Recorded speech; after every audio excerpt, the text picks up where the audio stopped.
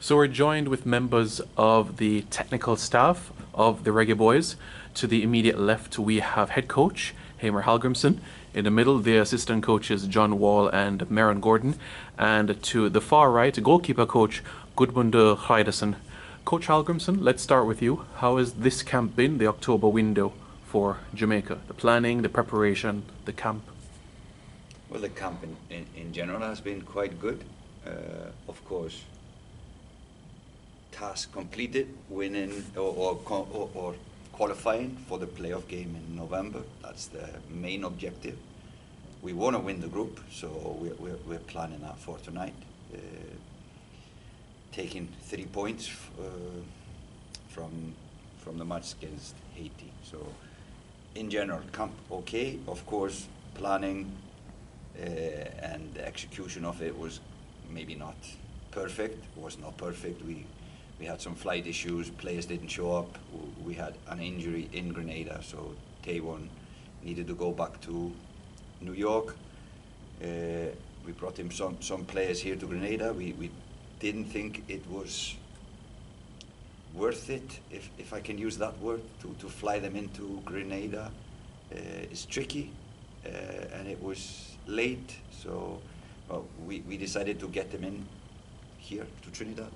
Easier flight from Jamaica. So yeah, we have managed, but it's a lot of changes, last minute changes, which we don't want when we are playing important matches like we are doing. But otherwise, the camp has been quite successful. Maron, just to bring you in here, in Trinidad, we're able to bring a few faces from the squad, the likes of Kyle Ming, the likes as well of Joshawn Anglin, and also Richard King as well. You know, speak to me about how training went for them, and also the commitment to just answer the phone call and hop on a plane. I will start by saying, especially with Anglin, it's kind of, first impression last. Coach, the technical staff saw him, in January, and it left an impression on our mind, as one of those players locally that we think can fit in the program. And Ming, doing well for his club, even in the club championship, so it's also with somebody that we think can help us. King, back from Iceland, that's a no-brainer. Played international games before, so that's a no-brainer, and they're fitting well. And these are young men that, I think the rest of the should I say, the local arm of the country, football players, should look at them and know that there's a chance. It's not what some people think, like it's all overseas based. But as long as you impress us, we will surely have you in. John, we were able to give a debut in Grenada to Karoy Anderson. Speak briefly about him and how he has settled in with the group. Yeah, he arrived with just a smile on his face, and I think emotionally this has been great for him. And the way he has been presenting himself has been, I would say, pretty much perfect, both on the pitch, off the pitch. And he blends in well. There's a pretty good potential in him, but hopefully he will continue.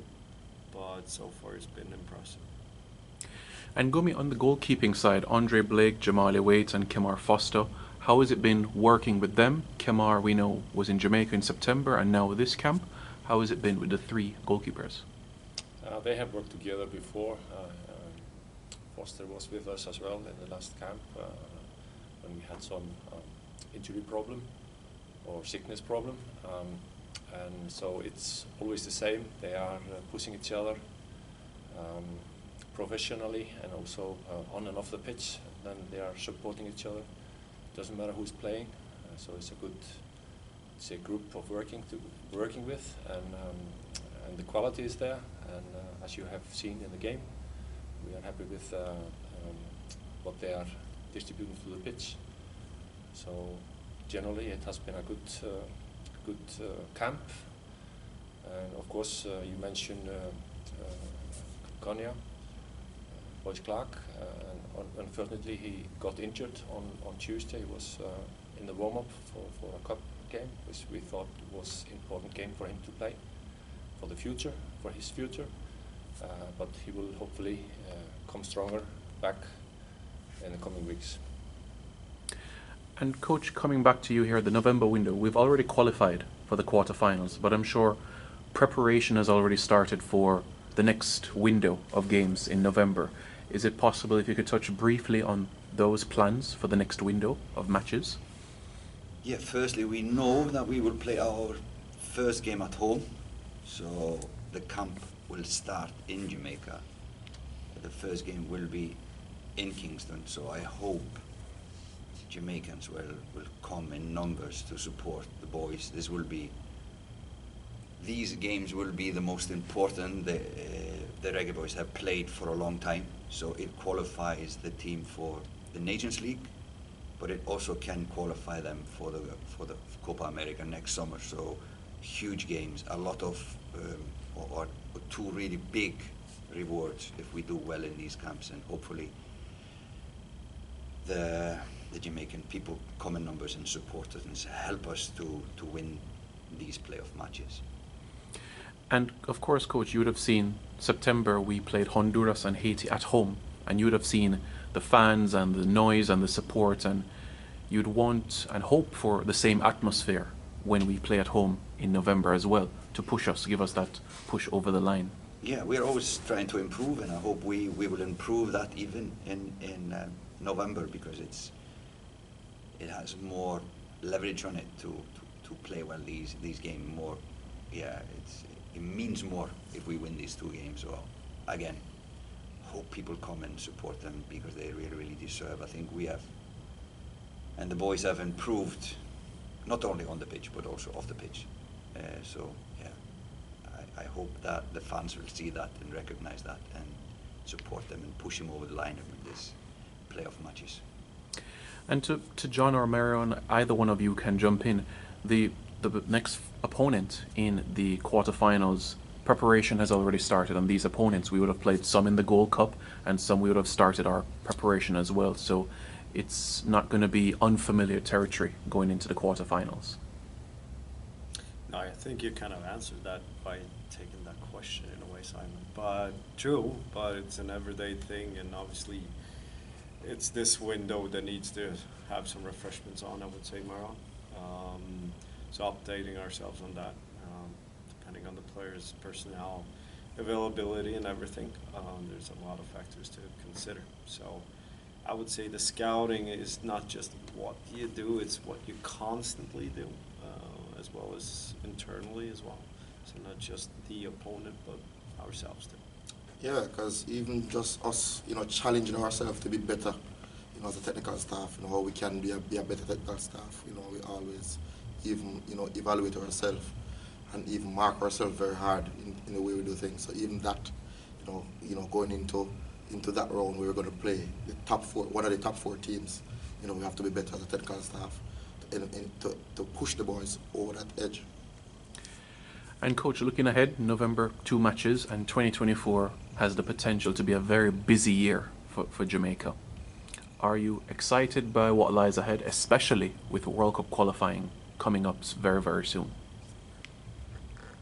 Yeah, of course, next year is on paper looking fantastic.